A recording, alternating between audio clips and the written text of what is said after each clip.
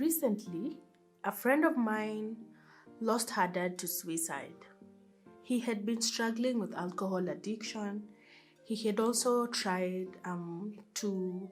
he had also attempted suicide before, and well, sadly, he did die by suicide. And before he died, he called up his family, my friend, of course, who was his daughter, and talked to them about life and wished them well and blessed them and said his goodbyes basically. But nobody seemed to see suicide coming.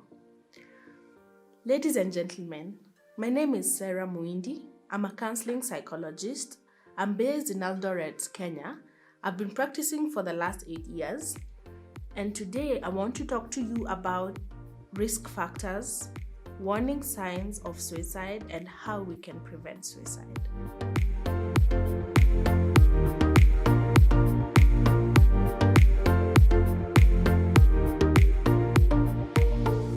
Now, risk factors are issues that predispose somebody to attempt to commit or to die by suicide or to actually attempt suicide. One of these risk factors is abuse or trauma.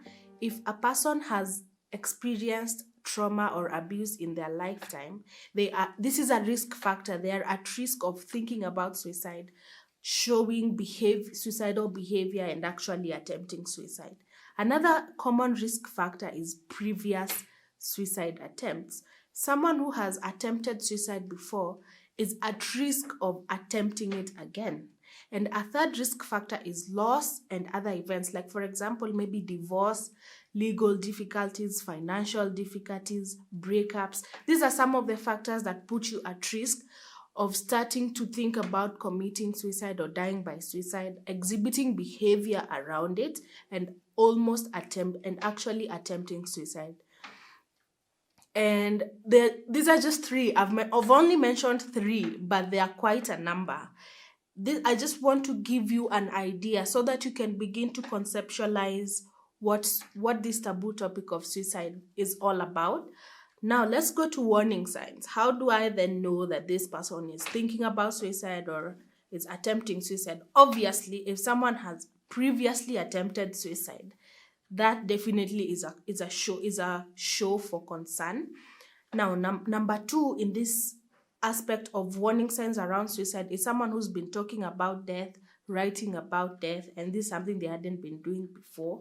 Number three is somebody who is expressing feelings of hopelessness, feeling trapped, feeling helpless, feeling like there's no value in living. And another one is talking about saying goodbye. You see, like my friend's dad called them and blessed them, and he was saying his goodbyes, and many people were like, oh wow, he's just come to bless us. This is so incredible. But sometimes those kind of almost final activities or final comments or final behaviors are actually warning signs around suicide. And a third one is struggling with talking about issues with your life or what you're going through with other people. So you will withdrawal from friends, withdrawal from family, withdrawal from people who care about you, colleagues. So withdrawal is another warning sign of suicide. Now, how then do we prevent this menace that is taking the lives of people in our country and in our continent and even across the globe? The first thing that I would encourage you to do is ask and listen. So somebody who you have seen exhibiting these warning signs of suicide, ask them if they're having suicidal thoughts. If you are seeing them exhibit suicidal behaviors, ask them if they're having suicidal thoughts and listen. So don't go there with like 10 steps of how you should not commit suicide, but just listen to what they have to say, the challenges that they're going through, and offer a hearing ear.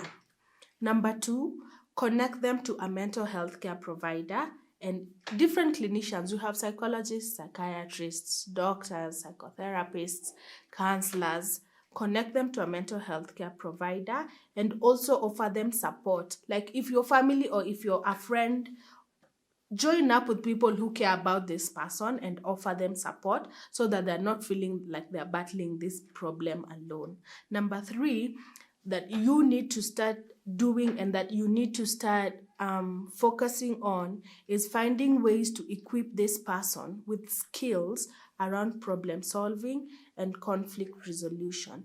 Because we talked about a risk factor like financial problems, or we talked about a risk factor like marital issues. There's a lot of conflict involved in such settings.